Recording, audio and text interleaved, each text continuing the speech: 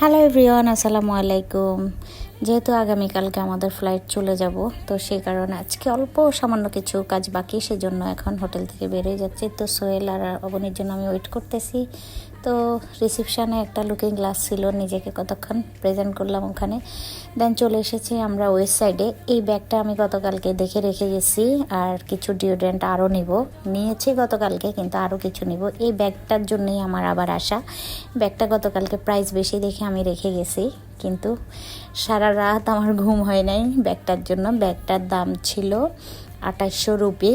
তো নিব কি নিচ্ছি না, সে কারণে চলে গেছে। তো সারা রাত আমার ঘুম হয় নাই। আমার হাজব্যান্ড বলে যে না, তুমি ব্যাগ এটা না নিতে পারলে বাংলাদেশে গিয়েও শান্তি পাবা না। তো সেই কারণে আবার আসছি।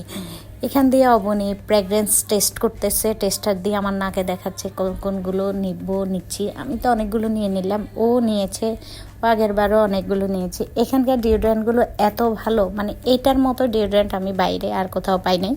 এদের ফ্র্যাগরেন্সগুলো এত ফ্র্যাগরেন্সের, মানে ওরা টেস্টার রাখছে বিভিন্ন ফ্র্যাগরেন্স টেস্ট করার জন্য।